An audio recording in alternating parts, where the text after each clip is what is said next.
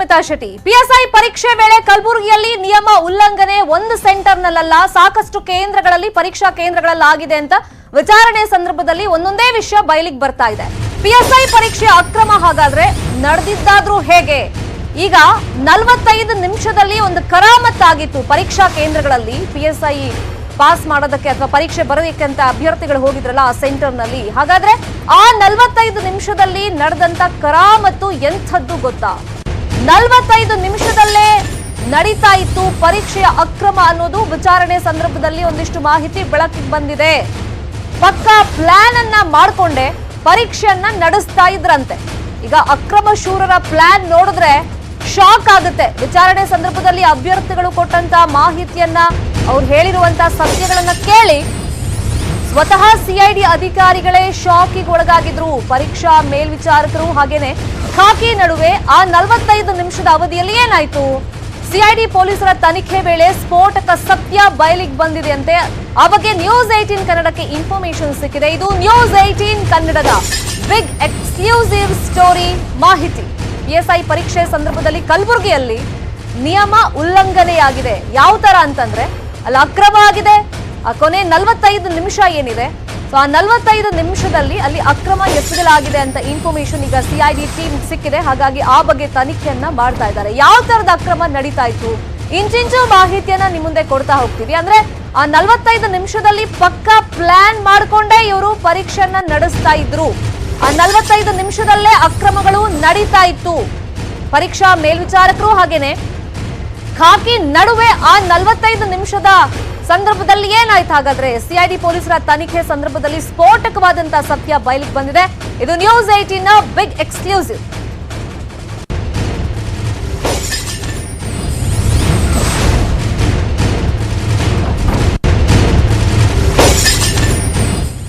ಇನ್ನು ನ್ಯೂಸ್ 18 ಕನ್ನಡದಲ್ಲಿ ಪೊಲೀಸರ ನಿಯಮ ಉಲ್ಲಂಘನೆ ಕಹಾನಿಯನ್ನ ಎಳೆ ಎಳೆಯಾಗಿ ಬಿಚ್ಚಿಡ್ತೀವಿ. ಈಗ OMR ಶೀಟ್ ಅನ್ನ ಪಡೆದಂತ ಬಳಿಕ ವಿಡಿಯೋ ರೆಕಾರ್ಡ್ ಆಗಿಲ್ವಾ? ಹಾಗಾದ್ರೆ OMR ಶೀಟ್ ಅನ್ನ ತನ್ನಿ ಅಂತ ಅಭ್ಯರ್ಥಿಗಳಿಗೆ ಸಿಐಡಿ ಅಧಿಕಾರಿಗಳು ಹೇಳಿದ್ರು, ತನಿಖೆ ಮಾಡ್ತಿದ್ರು.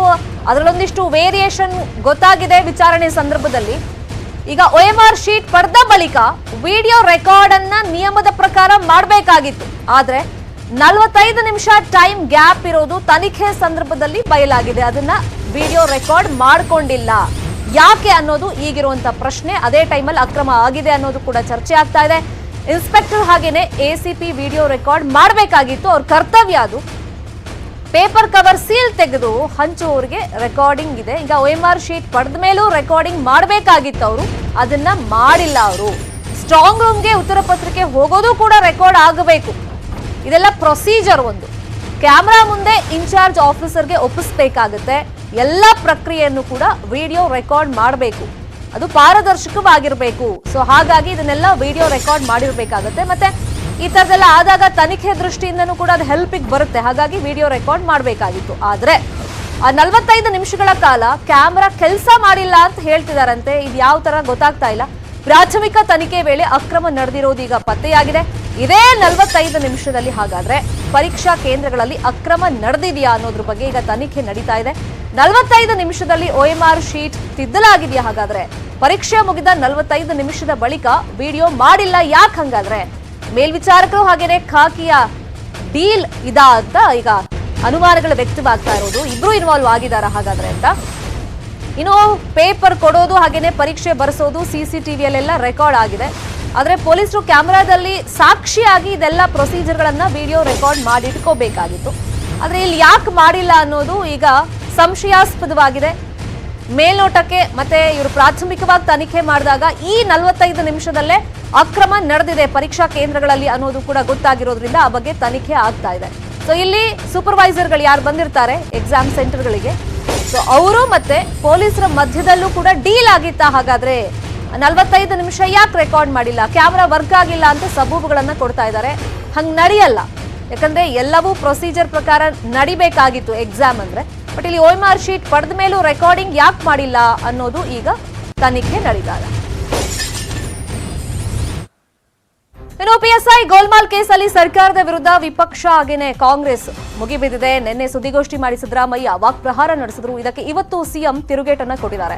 ಕಾಂಗ್ರೆಸ್ ಆರೋಪಗಳಿಗೆ ಯಾವುದೇ ಸೂಕ್ತ ಸಾಕ್ಷ್ಯಾಧಾರಗಳಿಲ್ಲ, ಅವ್ರ ಕಾಲದಲ್ಲೇ ಸಾಕಷ್ಟು ಪರೀಕ್ಷೆ ಅಕ್ರಮಗಳಾಗಿದೆ ಅಂತ ಸಿಎಂ ಹೇಳಿದ್ದಾರೆ.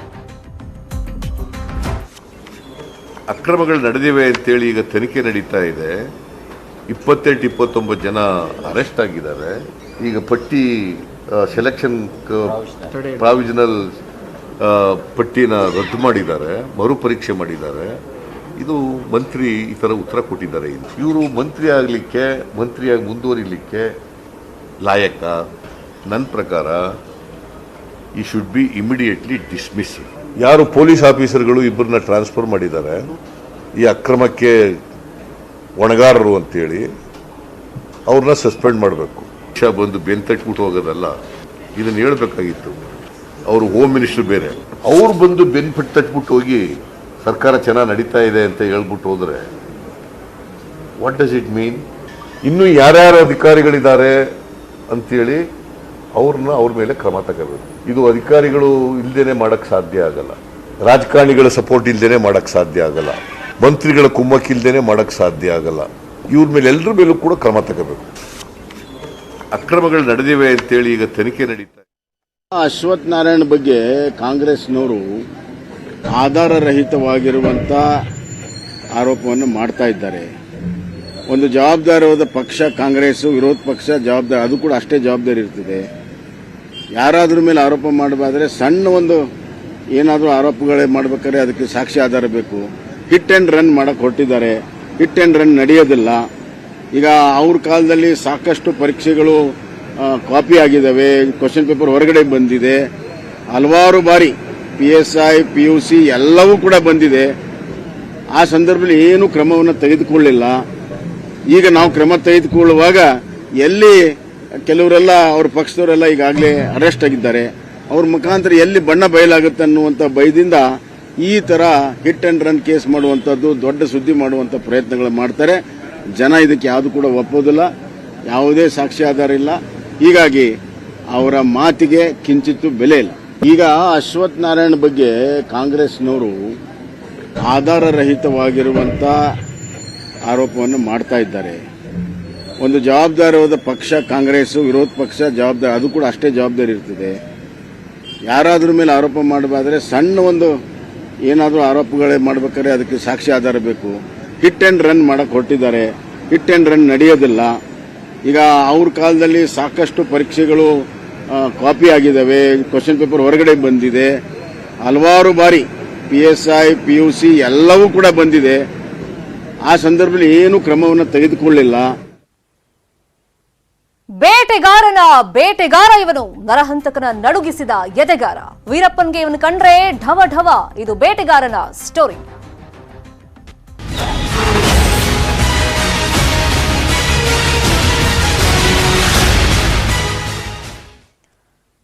ಚಾಮರಾಜನಗರದಲ್ಲೊಂದು ವಿಶಿಷ್ಟ ಸ್ಮಾರಕ ರಚನೆಯಾಗಿದೆ. ಹುತಾತ್ಮ ಅರಣ್ಯಾಧಿಕಾರಿ ಹೆಸರಲ್ಲೊಂದು ಮ್ಯೂಸಿಯಂ ಮಾಡಿದ್ದಾರೆ. 1986ರಲ್ಲಿ ಮೊದಲ ಬಾರಿಗೆ ವೀರಪ್ಪನ್ ಬಂಧಿಸಿದ್ದ DFO ಶ್ರೀನಿವಾಸ್ ಅವರಿಗೆ ಸಾಕಷ್ಟು ಗೌರವ ನೀಡಿದ್ದ ಅರಣ್ಯ ಇಲಾಖೆ ಈಗ ಅವರು ಬಳಸ್ತಾ ಇದ್ದ ಜೀಪಿಗೂ ಸ್ಮಾರಕವನ್ನು ನಿರ್ಮಾಣ ಮಾಡಿದೆ. ಮ್ಯೂಸಿಯಂ ಹಾಗೂ ಅತಿಥಿ ಗೃಹಕ್ಕೂ ಹುತಾತ್ಮ ಅರಣ್ಯಾಧಿಕಾರಿ ಶ್ರೀನಿವಾಸನ್ ಹೆಸರನ್ನ ಇಡಲಾಗಿದೆ. ವೀರಪ್ಪನ್ ಮನ ಪರಿವರ್ತಿಸಿ ಶರಣಾಗತಿಗೆ ಶ್ರೀನಿವಾಸ್ ಪ್ರಯತ್ನ ಪಟ್ಟಿದ್ರು. ಆಗ ವೀರಪ್ಪನ್ ಸಹೋದರನ ಜೊತೆ ಹೋಗಿ ಸಂಧಾನಕ್ಕೂ ಮುಂದಾಗಿದ್ರು. ಆದರೆ ವೀರಪ್ಪನ್ ಮೋಸ ಮಾಡಿ ಶ್ರೀನಿವಾಸ್ ಅವರ ಕೊಲೆ ಮಾಡಿದ್ದ, ರುಂಡ ಕತ್ತರಿಸಿ ಭೀಕರವಾಗಿ ಹತ್ಯೆ ಮಾಡಿದ. ಒಬ್ಬ ಕಾಡುಗಳನ್ನ ಕಾರ್ಯಾಚರಣೆಯಲ್ಲಿ ಹುತಾತ್ಮರಾದ ಶ್ರೀನಿವಾಸ್ ಸೇವೆಗಾಗಿ ಅರಣ್ಯ ಇಲಾಖೆ ಸಾಕಷ್ಟು ಗೌರವ ಸಲ್ಲಿಸಿದೆ. ಈಗ ಅವರು ಬಳಸ್ತಾ ಇದ್ದ ಜೀಪಿಗೂ ಸ್ಮಾರಕ ರಚನೆಯನ್ನ ಮಾಡಿದ್ದಾರೆ. ಈಗ ವೀರಪ್ಪನ್ ಕಾರ್ಯಾಚರಣೆ ಸಂದರ್ಭದಲ್ಲಿ ರಾಜ್ಯದಲ್ಲಿ ಅದೊಂಥರ ಹಾಟ್ ಟಾಪಿಕ್ ಆಗ್ಬಿಟ್ಟಿತ್ತು. ಈಗ ಚಾಮರಾಜನಗರದಲ್ಲೊಂದು ವಿಶಿಷ್ಟ ಸ್ಮಾರಕ ನಿರ್ಮಾಣ ಮಾಡಿದ್ದಾರೆ. ಆ ಟೈಮ್ನಲ್ಲಿ ಅರಣ್ಯಾಧಿಕಾರಿ ಆಗಿದ್ದಂತ ಶ್ರೀನಿವಾಸ್ ಅವರು ವೀರಪ್ಪನ್ ಮೋಸ ಅರಿಯದೆ ಅವರಿಂದಾನೇ ಅಂದ್ರೆ ವೀರಪ್ಪನ್ನಿಂದಾನೇ ಹತ್ತಿರ ಆಗಿದ್ರು. ಆದ್ರೆ ಮನ ಪರಿವರ್ತನೆಯ ಸಾಕಷ್ಟು ಪ್ರಯತ್ನ ಮಾಡಿದ್ರು. ವೀರಪ್ಪನ್ ಸಹೋದರನ ಕರೆಸಿ ಮಾತುಕತೆ ಎಲ್ಲ ಮಾಡಿದ್ರು.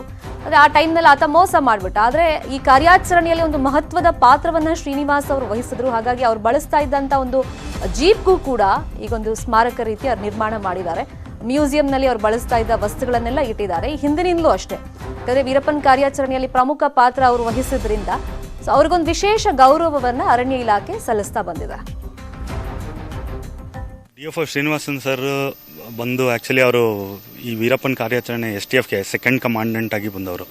ಅವರು ಚಿಕ್ಕಮಂಗ್ಳೂರಲ್ಲಿದ್ರೂ ಡೆಪ್ಯುಟೇಷನ್ ಹಾಕೊಂಡು ಇಲ್ಲಿಗೆ ಬಂದರು. ಯಾಕೆಂದರೆ ವೀರಪ್ಪನ ಸೆರೆ ಹಿಡಿದು ಅವರು ಅವ್ರನ್ನ ಮನ ಪರಿವರ್ತನೆ ಮಾಡಬೇಕು ಅನ್ನೋದು ಅವ್ರ ಆಸೆ ಆಗಿತ್ತು. ಬರೀ ಅದೊಂದೇ ಇಲ್ಲದೆ ಗೋಪಿನಾಥಂ ಜನರಿಗೂ ಕೂಡ ಸಹಾಯ ಮಾಡಬೇಕು ಅನ್ನೋದು ಅವರಲ್ಲಿತ್ತು.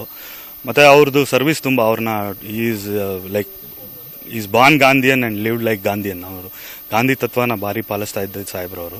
ಅವರು ಒಬ್ಬರು ಜನಸ್ನೇಹಿ ಅರಣ್ಯಾಧಿಕಾರಿ ಆಗಿದ್ದರು. ಬರೀ ಅರಣ್ಯ ಅನ್ನೋದೊಂದನ್ನೇ ನೋಡಿದೆ, ಅವರು ಜನರನ್ನು ಕೂಡ ತುಂಬ ಚೆನ್ನಾಗಿ ನೋಡ್ಕೊತಾ ಇದ್ರು. ಗೋಪಿನಾಥಮ್ ಅವ್ರಿಗೆ ಈ ಜೀಪ್ ಏನು ನೋಡ್ತಾ ಇದ್ದೀವಿ ನಾವು ಹಿಂದೆ, ಈ ಜೀಪು ಗೌರ್ಮೆಂಟಿಂದ ಫಸ್ಟ್ ವೆಹಿಕಲ್ ಅವರು ಕೊಟ್ಟಿದ್ದು. ಸೊ ಆವಾಗ ಅವರು ಇದನ್ನು ಬರೀ ಅರಣ್ಯ ಇಲಾಖೆ ಕೆಲಸಕ್ಕಲ್ಲದೆ ಜನರ ಕೆಲಸ ಕೂಡ ಇದನ್ನು ಉಪಯೋಗಿಸ್ತಾ ಇದ್ರು.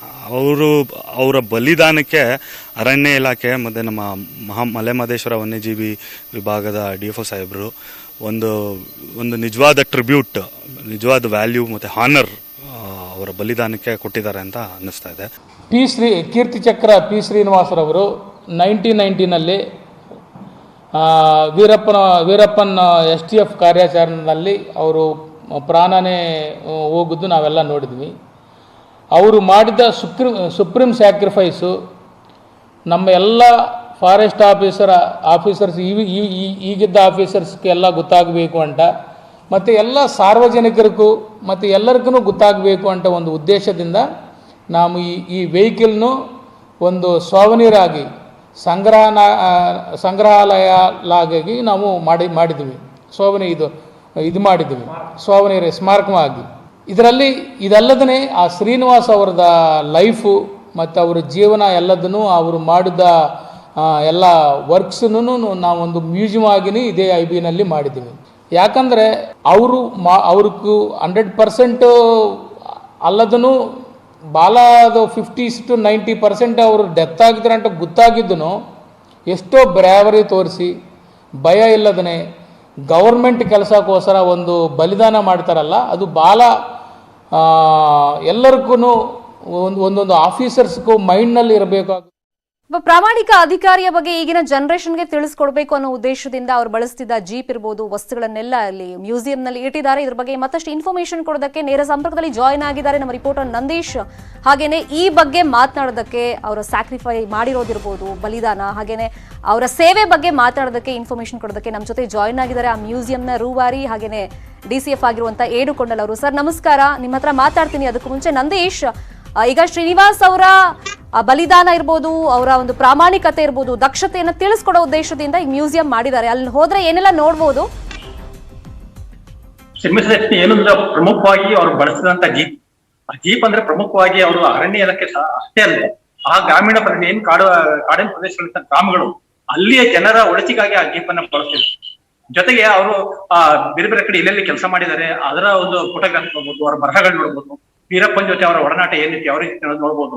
ಹೀಗೆ ಒಬ್ಬ ಅಧಿಕಾರಿ ಏನೆಲ್ಲ ಮಾಡ್ಬೋದು ಗ್ರಾಮೀಣ ಪ್ರದೇಶಗಳಲ್ಲಿ ಮನಸ್ಪಟ್ರೆ ಅನ್ನೋದಕ್ಕೆ ಶ್ರೀನಿವಾಸ್ ಅವರು ಉತ್ತಮ ಉದಾಹರಣೆ. ಶ್ರೀನಿವಾಸ್ ಅವರು IAS ಅಧಿಕಾರಿ ಆಗಿದ್ರು ಸಹ ಗಾಂಧಿವಾದಿ ಆಗಿದ್ರು. ಅವರು 1986ರಲ್ಲಿ ಬೆಂಗಳೂರಿನಲ್ಲಿ ವೀರಪ್ಪನ ಅರೆಸ್ಟ್ ಆಯ್ತು. ಅವ್ರನ್ನ ಇವರು ವಶಕ್ಕೆ ಕೊಡ್ತಾರೆ, ಶ್ರೀನಿವಾಸ್ ಅವ್ರ ವಶಕ್ಕೆ. ಶ್ರೀನಿವಾಸ್ ಅವರು ಅವ್ರನ್ನ ಗೋಧಿಪಡಿಗೆ ಅರಣ್ಯಕ್ಕೆ ತಂದು ಇಟ್ಕೊಂಡು ವಿಚಾರಣೆ ಮಾಡ್ತಿರ್ಬೇಕಾದ್ರೆ ಅವನು ರಾತ್ರಿ ಹೊತ್ತು ಅವ್ರಿಂದ ಟೈಮ್ ಬಂದಿದೆ ತಪ್ಪಿಸ್ಕೊಂಡು ಹೋಗ್ತಾನೆ.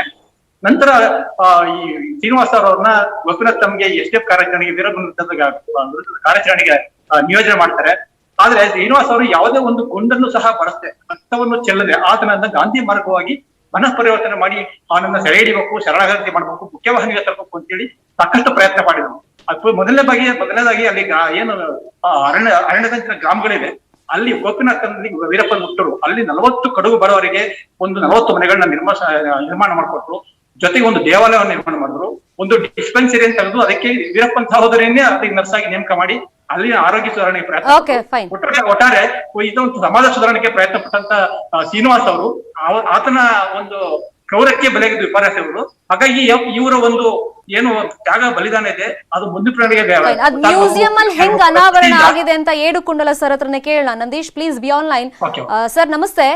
ಸೊ ಯೂಶಲಿ ಈ ತರ ದಕ್ಷ ಪ್ರಾಮಾಣಿಕ ಅಧಿಕಾರಿ ಅಂತಂದ್ರೆ ಈ ತರ ಮೋಸ ಆಗಿ ಅವ್ರ ಹತ್ತಿರ ಆದ್ರು ಪುಸ್ತಕದಲ್ಲೆಲ್ಲ ಮೆನ್ಷನ್ ಆಗಿರುತ್ತೆ. ಅಷ್ಟು ಈಗಿನ ಜನರೇಷನ್ಗೆ ಅಥವಾ ನೆಕ್ಸ್ಟ್ ಜನರೇಷನ್ಗೆ ತಲುಪಿಸ್ಬೇಕು ಅಂತಂದ್ರೆ ಇಂಥ ಪ್ರಯತ್ನಗಳು ಆಗ್ಬೇಕಾಗಿತ್ತು. ಅದನ್ನ ನೀವೆಲ್ಲ ಸೇರ್ಕೊಂಡು ಮಾಡಿದಿರಾ.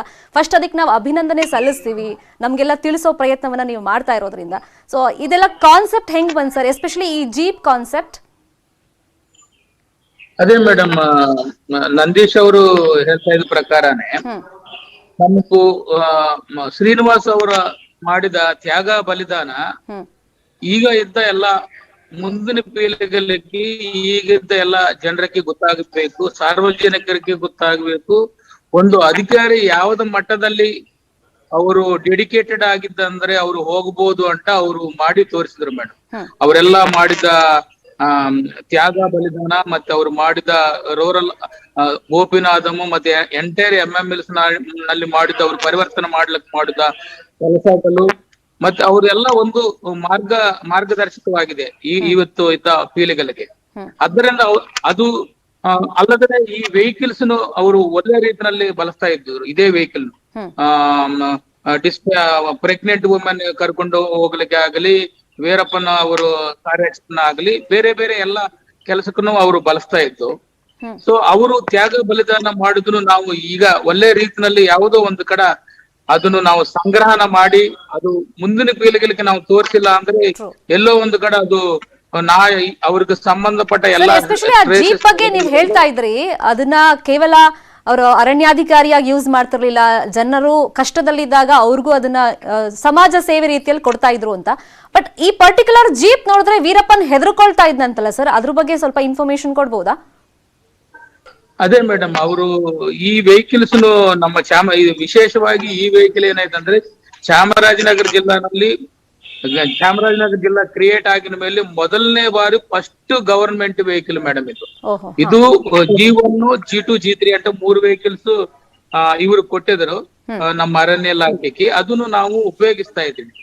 ಉಪಯೋಗಿಸ್ತಾ ಟೈಮ್ ನಲ್ಲಿ ಇದು ಎಲ್ಲಾ ಟೆರೈನ್ಗೂ ಎಲ್ಲಾ ಜಾಗಗಳಿಗೆ ಹೋಗದಷ್ಟು ವೆಹಿಕಲ್ ಆಗಿದ್ದು ಕಾರಣ ತಾವ್ ಹೇಳ್ತಾ ಇದ್ದ ಪ್ರಕಾರನೇ ಇದಕ್ಕೂ ಒಂದು ವಿಶಿಷ್ಟತೆ ಇದೆ.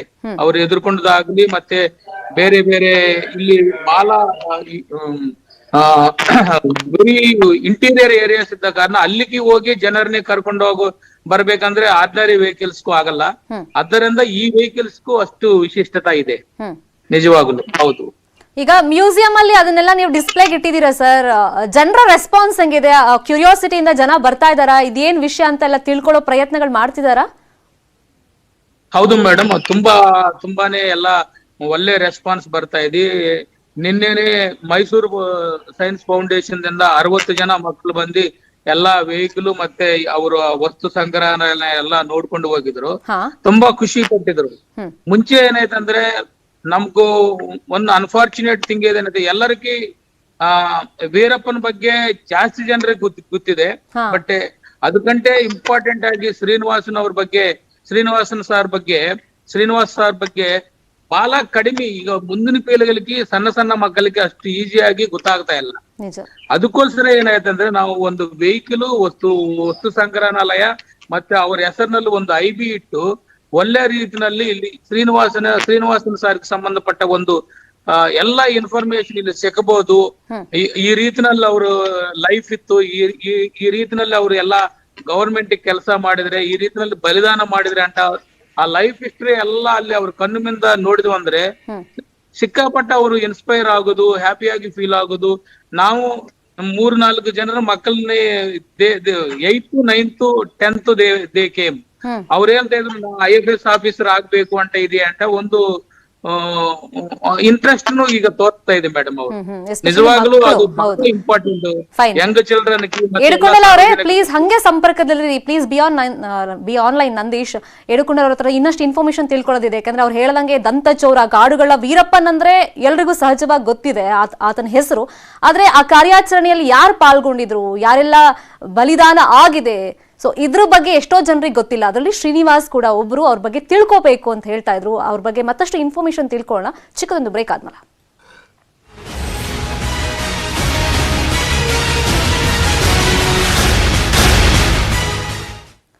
ಫೈನ್. ವೀರಪ್ಪನ್ ಕಾರ್ಯಾಚರಣೆಯಲ್ಲಿ ಪಾಲ್ಗೊಂಡಿದ್ದಂತ ಶ್ರೀನಿವಾಸ್ ಅವರ ಸ್ಮಾರಕ ನಿರ್ಮಾಣದ ಬಗ್ಗೆ, ಎಸ್ಪೆಷಲಿ ಅವ್ರು ಬಳಸ್ತಾ ಇದ್ದ ಜೀಪ್ ಅನ್ನ ಈಗ ಮ್ಯೂಸಿಯಂ ಅಲ್ಲಿ ಇಟ್ಟಿದ್ರಲ್ಲ, ಅದ್ರ ಬಗ್ಗೆ ನಿಮ್ಗೆ ಇನ್ಫಾರ್ಮೇಶನ್ ಕೊಡ್ತಾ ಇದ್ವಿ. ಈ ಬಗ್ಗೆ ಮಾತನಾಡೋದಕ್ಕೆ STF ಮಾಜಿ ಮುಖ್ಯಸ್ಥರಾಗಿರುವಂತಹ ಶಂಕರ್ ಬಿದ್ರಿ ಅವರು ನಮ್ಮ ಜೊತೆ ಫೋನ್ ಸಂಪರ್ಕದಲ್ಲಿ ಜಾಯ್ನ್ ಆಗಿದ್ದಾರೆ. ಶಂಕರ್ ಬಿದ್ರಿ ಅವರೇ ನಮಸ್ತೆ. ನಮಸ್ತೆ ಸರ್, ನೀವು ವೀರಪ್ಪನ್ ಕಾರ್ಯಾಚರಣೆಯಲ್ಲಿ ಪಾಲ್ಗೊಂಡಂತ ರೋಚಕ ಕಥೆಗಳನ್ನ ಹೇಳಿದ್ದನ್ನ ನಾವು ಕೇಳಿದೀವಿ. ಈಗ ಶ್ರೀನಿವಾಸ್ ಅವ್ರ ಬಗ್ಗೆ ಪರ್ಟಿಕ್ಯುಲರ್ ಆಗಿ ನಾವು ಮಾತಾಡ್ತಿದ್ವಿ ಸರ್. ಅವ್ರು ಬಳಸ್ತಾ ಇದ್ದ ಆ ಜೀಪ್ ಕಂಡ್ರೇನೆ ವೀರಪ್ಪನ್ ಹೆದರ್ಕೊಳ್ತಾ ಇದ್ದಂತೆ. ಸೊ ಆ ಒಂದು ಘಟನೆಗಳನ್ನ, ಆ ಮೆಮೊರೀಸ್ ನ ರಿಕಾಲ್ ಮಾಡೋದಾದ್ರೆ ಸರ್, ಆ ಟೈಮಲ್ಲಿ ನೋಡಿ, ಶ್ರೀನಿವಾಸ್ ಅವರು ಚಿಕ್ಕಮಗಳೂರು DFO ಆಗಿದ್ರು 1984ರಲ್ಲಿ. ಅವತ್ತಿಂದ ನನಗೆ ಪರಿಚಯ. ಅವರು ಬಹಳ ಸುಸಂಸ್ಕೃತ ಮತ್ತು ಸಜ್ಜನ ವ್ಯಕ್ತಿ ಮತ್ತು ಧೈರ್ಯಶಾಲಿನೂ ಹೌದು. ಬಹಳ ನಿಷ್ಠಾವಂತ ಅಧಿಕಾರಿ ಅವರು. ಅವರು 1985ರಲ್ಲಿ ಒಂದು ದೇವಸ್ಥಾನ ಕಟ್ಟಿಸಿದ್ರು ಚಿಕ್ಕಮಗಳೂರಲ್ಲಿ, ಫಾರೆಸ್ಟ್ ಏರಿಯಾದಲ್ಲಿ. ಅವಾಗ ನಾನೇ ಹೋಗಿ ಉದ್ಘಾಟನೆ ಮಾಡಿ ಬಂದಿದ್ದೆ. ಅವರು ಅದಾದ್ಮೇಲೆ ಚಾಮರಾಜನಗರಕ್ಕೆ ಅವ್ರಿಗೆ ವರ್ಗ ಆಗಿತ್ತು. ಅವಾಗ ಚಾಮರಾಜನಗರದಲ್ಲಿ ಇದ್ದಾಗ ಬೂದಿ ಪಡಗ ಗೆಸ್ಟ್ ಹೌಸ್ ಅಲ್ಲಿ ವೀರಪ್ಪನ ಇಟ್ಟಾಗ ಅವನ್ ತಪ್ಪಿಸ್ಕೊಂಡು ಹೋದ. ಅದ್ರಾಗ ಅವನದೇನೋ ಪಾತ್ರ ಇಲ್ಲದೆ ಇದ್ರು ಸಹಿತ ಅವ್ರಿಗೆ ಬಹಳ ದುಃಖ ಆಯ್ತು. ಅದಾದ್ಮೇಲೆ ವೀರಪ್ಪನ ಅವಾಂತರ ಪೂರ್ತಿ ಹೆಚ್ಚಾದ್ಮೇಲೆ ಅವರು ಸ್ವಸಂತೋಷದಿಂದ ಈ ಕಾರ್ಯಾಚರಣೆ ಪಡೆಯಲ್ಲಿ ಕೆಲಸ ಮಾಡ್ಲಿಕ್ಕೆ ಮುಂದೆ ಬಂದ್ರು. ಅವಾಗ ಅವ್ರಿಗೆ STF IGP ಆದಂತ ದಿವಂಗತ ಶ್ರೀ KV ಶೆಟ್ಟಿ ಅವರು ಅವಕಾಶ ಮಾಡಿಕೊಟ್ರು. ಅವರು ಗೋಪಿನಾಥನಲ್ಲಿ ಜನರ ಮನಸ್ಸನ್ನ ಗೆದ್ದು ವೀರಪ್ಪನ ಕಡೆಯಿಂದ ಎಲ್ಲರನ್ನೂ ತಮ್ಮ ಸರ್ಕಾರದ ಕಡೆ ತರಲಿಕ್ಕೆ ಬಹಳ ಪ್ರಯತ್ನ ಮಾಡಿದ್ರು. ಒಂದು ಸಣ್ಣ ಹಾಸ್ಪಿಟಲ್ ಓಪನ್ ಮಾಡಿದ್ರು. ಅಲ್ಲಿ ಸಾಮಾನ್ಯ ಕಾಯಿಲೆಗಳಿಗೆ ಟ್ಯಾಬ್ಲೆಟ್ಸ್ ಗಳನ್ನು ಕೊಡ್ತಕ್ಕಂತ ಎಲ್ಲ ವ್ಯವಸ್ಥೆ ಮಾಡಿದ್ರು. ಆದ್ರೆ ಅಲ್ಲಿ ನರ್ಸ್ ಟೈಪ್ ಕೆಲಸ ಮಾಡ್ಲಿಕ್ಕೆ ವೀರಪ್ಪನ ತಂಗಿ ಮಾರಿಯಮ್ಮ ಎಂಬವಳು ಬಂದ ಮೇಲೆ ಅವಳು ಸ್ವಲ್ಪ ಜನ, ಕೆಲವು ದುಷ್ಟ ಜನ ಅವ್ರ ಬಗ್ಗೆ ತಪ್ಪು ಸುದ್ದಿ ಹಬ್ಬಿಸಿದ್ರು. ಅದರಿಂದ ಆಕಿ ಮಾರಿಯಮ್ಮ ಆತ್ಮಹತ್ಯೆ ಮಾಡ್ಕೊಂಡ್ಲು. ಅದಾದ್ಮೇಲೆ ವೀರಪ್ಪನ್ಗೆ ಶ್ರೀನಿವಾಸನಿಂದಾಗಿ ನನ್ನ ತಂಗಿ ಸತ್ನು ಅಂತಕ್ಕಂತ ಒಂದು ಸಿಟ್ಟು ಬಂತು.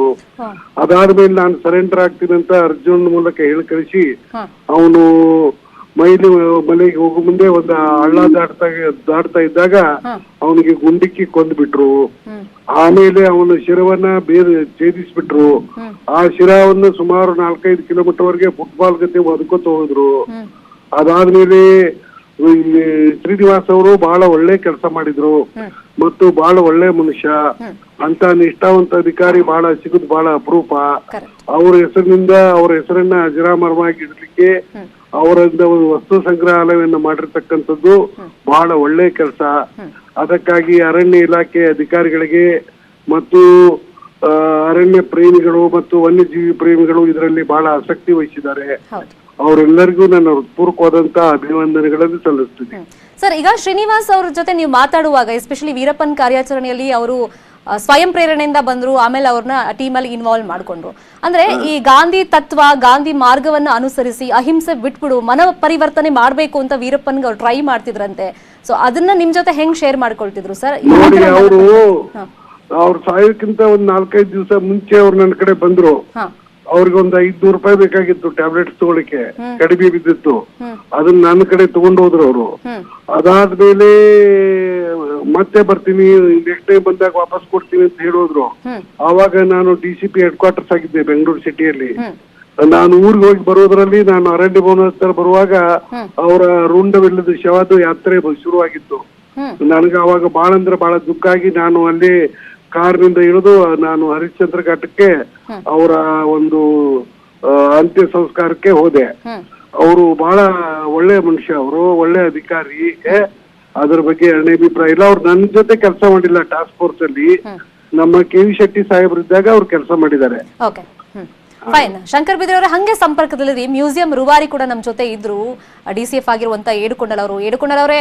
ಸೊ ಆ ಘಟನೆಗಳನ್ನ, ಆಗಿನ ಟೈಮ್ ಅನ್ನ, ಆ ಮೆಮೊರೀಸ್ ಅನ್ನ ರಿಕಾಲ್ ಮಾಡ್ತಿದ್ರು ಶಂಕರ್ ಬಿದ್ರಿ ಅವರು. ಸರ್, ನೀವು ಆಗ್ಲೇ ಹೇಳ್ತಿದ್ರಿ ಮಕ್ಕಳಿಗೆ ಇದ್ರ ಬಗ್ಗೆ ಸ್ವಲ್ಪ ನಾವು ಇಂಟ್ರೆಸ್ಟ್ ತುಂಬಬೇಕು, ಶ್ರೀನಿವಾಸ್ ಅಂದ್ರೆ ಯಾರು ಅಂತ ತಿಳಿಸ್ಬೇಕು, ವೀರಪ್ಪನ್ ಎಷ್ಟು ಫೇಮಸ್ ಆಗಿದ್ದಾನೆ, ಬಟ್ ಆ ಕಾರ್ಯಾಚರಣೆಯಲ್ಲಿ ಇದ್ದವ್ರನ್ನ ನಾವು ಫೇಮಸ್ ಮಾಡಬೇಕು ಅಂತಿದ್ರಿ. ಸೊ ಮಕ್ಕಳಿಗೆ ಎಷ್ಟು ಇಂಟ್ರೆಸ್ಟ್ ಇದೆ ಸರ್ ಈಗ? ಮತ್ತೆ ಮಕ್ಕಳಿಗೆ ಅಂದ್ರೆ ಸ್ಕೂಲಿಂದ ಇಲ್ಲಿ ಕರ್ಕೊಂಡ್ ಬರೋದು, ಮ್ಯೂಸಿಯಂ ತೋರ್ಸೋದು, ಪರಿಚಯ ಮಾಡೋದು, ಇಂಥದ್ದೇನಾದ್ರು ಆಗ್ತಿದ್ಯಾ ನಿಮ್ಮ ಇಲಾಖೆ ಕಡೆಯಿಂದ? ನಿಜ ಮೇಡಮ್. ಆಕ್ಚುಲಿ ಮಕ್ಕಳಿಗೆ ಏನಾಯ್ತಂದ್ರೆ ಒಂದು ಅವಕಾಶ ಇರ್ಲಿಲ್ಲ ಇಷ್ಟುವರೆಗೆ. ಅಂದ್ರೆ ಒಂದು ಒಳ್ಳೆ ರೀತಿಯಲ್ಲಿ ಒಂದು ಅವ್ರ ಬಗ್ಗೆ ಫ್ಯಾಕ್ಟ್ಸ್, ಒಳ್ಳೆಯ ಲಿಟರೇಚರು ಇದೆ, ಬಟ್ ಅದು ಒಂದೇ ಕಡೆ ಇಲ್ಲ. ಮತ್ತೆ ಸಾಕಷ್ಟು ಇನ್ಫಾರ್ಮೇಶನ್ ಮೂವೀಸ್ ಆಗಲಿ ಬೇರೆದಾಗಲಿ ಅದು ಒಂದು ಮೂವಿ ಲೈನ್ ನಲ್ಲಿ ಕಮರ್ಷಿಯಲ್ ಸ್ಕೇಲ್ ನಲ್ಲಿ ಸ್ವಲ್ಪ ಡಿಸ್ಟಾರ್ಟ್ ಮಾಡುದೂ ಇದೆ. ಅದಕ್ಕೋಸ್ಕರ ಅವ್ರ ಲೈಫ್ ಹಿಸ್ಟ್ರಿನೇ ಪೂರ್ತಿ ಒಂದು ವಸ್ತು ಸಂಗ್ರಹಣಾಲಯ ಮಾಡಿ ಅವರು ಆ ಟೈಮ್ ನಲ್ಲಿ ಬರೆದಿದ್ದ ಪತ್ರಗಳು, ಆ ಟೈಮ್ ನಲ್ಲಿ ಇದ್ದ ಎಲ್ಲಾ ಇನ್ಫಾರ್ಮೇಶನ್ ಆ ವಸ್ತು ಸಂಗ್ರಹಣಾಲಯ ಇಟ್ಟಿದ್ವು ಅಂದ್ರೆ ಮಕ್ಕಳಾಗ್ಲಿ ಬೇರೆದವಲ್ಲಿ ಯಾವ್ದು ಫ್ಯಾಕ್ಟ್ ಯಾವ್ದು ಸುಳ್ಳು ಅಂತ ಈಸಿಯಾಗಿ ಅವರು ತಿಳ್ಕೊಂಡ್ಲಿಕ್ಕೆ ಆಗ್ತದೆ. ಈಗ ನಮ್ದು ಓಪನ್ ಸೋರ್ಸ್ ನಲ್ಲಿ ಎಲ್ಲ ಇದ್ದದ್ದು ಕೆಲವು ವಿಡಿಯೋಗಳು, ಕೆಲವರು ಜನ ಹೇಳ್ತಾ ಇದ್ದು ಇನ್ಫಾರ್ಮೇಶನ್ ಇಟ್ಕೊಂಡು ಸಾಕಷ್ಟು ಡಿಸ್ಟೋರ್ಷನ್ ಇದೆ. ಅದಕ್ಕೋಸ್ಕರ ನಾವು ನಮ್ಮ ಅರಣ್ಯ ಇಲಾಖೆನಲ್ಲಿದ್ದ ಮೇಜರ್ ಇನ್ಫಾರ್ಮೇಶನ್ ಅದು ಜನರಿಗೆ ತಲುಪಿಸಲಿಕ್ಕೆ ಇಷ್ಟವರೆಗೂ ಆಗಿರ್ಲಿಲ್ಲ. ಅವರು ಬರೆದು ಲಾಸ್ಟ್ ಟೈಮ್ ನಲ್ಲಿ ಅವರು ಬರೆದು ಪತ್ರ ಆಗಲಿ, ಮತ್ತೆ ಅದಕ್ಕಂటే ಮುಂಚೆ ಅವರು STF ನಲ್ಲಿ ಬೇರೆ ಅವ್ರಿಗೆ ಬರ್ತಾ ಇದ್ದ ಪತ್ರಗಳಾಗಲಿ, ಅವರು ಅರೆಸ್ಟ್ ಮಾಡಿದ ಎಲ್ಲ ಇಶ್ಯೂಗಳಾಗ್ಲಿ ನಿಕ್ಷೇಪಿತವಾಗಿದೆ ಅರಣ್ಯ ಇಲಾಖೆನಲ್ಲಿ, ನಮ್ಮ ಆಫೀಸ್ಗಳಲ್ಲಿ, ನಮ್ಮ ಲೈಬ್ರರಿಗಳಲ್ಲಿ. ಅದನ್ನು ಒಳ್ಳೆ ರೀತಿಯಲ್ಲಿ ನಾವು ಡಿಸ್ಪ್ಲೇಗಿಟ್ಟು ಅದೆಲ್ಲರಿಗೂ ನೀವು ಮಕ್ಕಳಿಗೆ ಮತ್ತೆ ಎಲ್ಲ ಸಾರ್ವಜನಿಕರಿಗೆ ಅವ್ರಿಗೆಲ್ಲರಿಗೂ ಇನ್ಫಾರ್ಮೇಶನ್ ಒಳ್ಳೆ ರೀತಿಯಲ್ಲಿ ತುಂಬಿಸ್ತು ಅಂದ್ರೆ ಅದು ಎಲ್ಲ ಜಸ್ಟಿಸ್ ಆಗ್ತದೆ ಅಂತ ನಮ್ಮ ಉದ್ದೇಶ. ಈ ಲೈಫ್ ಸೈಕಲ್ ಒಳ್ಳೆ ರೀತಿಯಲ್ಲಿ ಅರ್ಥ ಆಯ್ತು, ನಿಮ್ಮ ಉದ್ದೇಶ ನಮಗೆ ಕ್ಲಿಯರ್ ಆಯ್ತು ಸರ್. ಶಂಕರ್ ಬಿದ್ರಿ ಸರ್, ಕೊನೆಯದಾಗಿ ಈಗ ನೀವ್ ಅಂದ್ರಲ್ಲ ಕೆಲವೊಂದು ಮಿಸ್ಟೇಕ್ ಗಳು ಆಗಿದ್ದನ್ನ ವೀರಪ್ಪನ್ ಶ್ರೀನಿವಾಸ್ ಅವರಿಂದನೇ ನನ್ನ ಜೀವನ ಹಿಂಗಾಯ್ತು ಅಥವಾ ಈ ತರ ತಪ್ಪುಗಳಾಯ್ತು ಅಂತ ಒಂದು ದ್ವೇಷ ಬೆಳೆಸ್ಕೊಂಡಿದ್ದು. ಸೊ ಅದನ್ನ ಆತನಿಗೆ ತಿಳಿಸ್ಬೇಕು, ಮನವರಿಕೆ ಮಾಡ್ಬೇಕು ಅಂತ ಯಾವ ತರ ಶ್ರೀನಿವಾಸ್ ಹೇಳಿದ್ದಿದ್ಯಾ ನಿಮ್ ಹತ್ರ? ಮತ್ತೆ ಮ್ಯೂಸಿಯಂ ಬಗ್ಗೆ ಕೊನೆಯದಾಗಿ ಏನ್ ಹೇಳ್ತೀರಾ ಸರ್, ನೀವು ವಿಸಿಟ್ ಮಾಡೋ? ಈಗ ನಾನು ಹೇಳ್ತಕ್ಕಂಥದ್ದು ಏನಂದ್ರೆ STF ನಲ್ಲಿ ವೀರಪ್ಪನ್ ಮತ್ತು ಅವನ ತಂಡದ ವಿರುದ್ಧ ಕಾರ್ಯಾಚರಣೆ ಒಂದು ಐತಿಹಾಸಿಕ ಕಾರ್ಯಾಚರಣೆ. ಹೌದು, ಒಂದು ಸುಮಾರು 300-400 ವರ್ಷ ಕರ್ನಾಟಕ ಮತ್ತು ತಮಿಳುನಾಡಿನ ಇತಿಹಾಸದಲ್ಲಿ ಈ ತರಹದ ಕಾರ್ಯಾಚರಣೆ ಯಾವುದೂ ನಡೆದಿಲ್ಲ. ಈ ಕಾರ್ಯಾಚರಣೆಯಲ್ಲಿ ಹುತಾತ್ಮರಾಗಿರ್ತಕ್ಕಂಥವರಲ್ಲಿ ಶ್ರೀನಿವಾಸ್ ಅವರು ಅಗ್ರಗಣ್ಯರು. ಅದೇ ಪ್ರಕಾರ ಮೋಹನಯ್ಯ ಅಂತ ಒಬ್ಬ ಫಾರೆಸ್ಟ್ ಗಾರ್ಡ್ ಇದ್ದ, ಮತ್ತು ಚಿದಂಬರಂ ಅಂತ ಒಬ್ರು RFO ಇದ್ರು, ಮತ್ತು ಅರಣ್ಯ ಇಲಾಖೆ ಅಧಿಕಾರಿಗಳು ಹತರಾಗಿದ್ದಾರೆ. ನಮ್ಮ ಪೊಲೀಸ್ ಇಲಾಖೆಯಿಂದ ಹರಿಕೃಷ್ಣ ಅವರು ಹತರಾಗಿದ್ದಾರೆ. ಒಟ್ಟು 132 ಜನ ಅವನಿಂದ ಹತರಾಗಿದ್ದಾರೆ. ಅವರಲ್ಲಿ ಒಂದು 24-25 ಜನ ಪೊಲೀಸ್ ಆಫೀಸರ್ಸ್ ಇದ್ದಾರೆ, ಒಬ್ರು BSF ಆಫೀಸರ್ ಇದ್ದಾರೆ, ಮತ್ತು 9 ಜನ ಅರಣ್ಯ ಅಧಿಕಾರಿಗಳಿದ್ದಾರೆ. ನಾವು ಏನು ನನ್ನೊಂದು ಪ್ಲಾನ್ ಇದೆ, ಈಗ ಸ್ವಲ್ಪ ಟೈಮ್ ಮುಗಿದ ಮೇಲೆ ಆ ಕೆಲಸ ಶುರು ಮಾಡ್ತೀನಿ. ನಮ್ಮ ಇದರ ಹತ್ತಿರ ಎಲ್ಲಿ ಮಲೆ ಮಹದೇಶ್ವರ ಬೆಟ್ಟದಲ್ಲಿ ಒಂದು 4-5 ಎಕರೆ ಖಾಸಗಿ ಜಮೀನನ್ನು ತೆಗೆದುಕೊಂಡು ಈ ಕಾರ್ಯಾಚರಣೆ ಬಗ್ಗೆ ಒಂದು ದೊಡ್ಡದಾದಂತ ಒಂದು ಸ್ಮಾರಕವನ್ನ ನಾವು ನಿರ್ಮಿಸ್ತೀವಿ. ತಿಳುವಳಿಕೆ ಜನರಿಗೂ ಅಗತ್ಯ ಇದೆ ಸರ್, ನೀವು ಹೇಳಿದಂಗೆ ಐತಿಹಾಸಿಕ ಕಾರ್ಯಾಚರಣೆ ಜನರಿಗೆ ತಿಳಿಸೋ ಪ್ರಯತ್ನ ಆಗ್ಬೇಕು. ಹೌದು, ಹುತಾತ್ಮರಾಗಿರ್ತಕ್ಕಂಥ ಸಾರ್ವಜನಿಕರು, ಅರಣ್ಯ ಇಲಾಖೆ ಅಧಿಕಾರಿಗಳು ಮತ್ತು ಪೊಲೀಸ್ ಅಧಿಕಾರಿಗಳು, ಮತ್ತು ಕಾರ್ಯಾಚರಣೆ ಯಾವ ರೀತಿ ನಡೀತು, ಯಾವ ರೀತಿ ವೀರಪ್ಪನ್ ಮತ್ತು ಅವರ ತಂಡ ಕರ್ನಾಟಕ ಮತ್ತು ತಮಿಳುನಾಡು ರಾಜ್ಯಕ್ಕೆ ಸವಾಲು ತ್ಯಾಗ ಬಲಿದಾನದ ಬಗ್ಗೆ ತಿಳಿಸ್ಕೊಡ್ಬೇಕು ಅನ್ನೋದು, ಜೊತೆಗೆ ಆ ಮ್ಯೂಸಿಯಂ ಬಗ್ಗೆನೂ ಕೂಡ. Thank you so much Shankar Bidri ಅವರೇ ನಮ್ಮ ಜೊತೆ ಜಾಯಿನ್ ಆಗಿದ್ದಕ್ಕೆ. ಥ್ಯಾಂಕ್ ಯು ಸೋ ಮಚ್ ಏಡುಕೊಂಡವರೇ ನಮ್ಮ ಜೊತೆ ಜಾಯಿನ್ ಆಗಿದ್ದಕ್ಕೆ. ಇವಿಷ್ಟು ಸದ್ಯದ ನ್ಯೂಸ್ ಅಪ್ಡೇಟ್ಸ್. ನೋಡ್ತಾರೆ ನ್ಯೂಸ್ 18 ಕನ್ನಡ. ಜಾಲ ನಮ್ಮದು, ಬಲ ನಿಮ್ಮದು.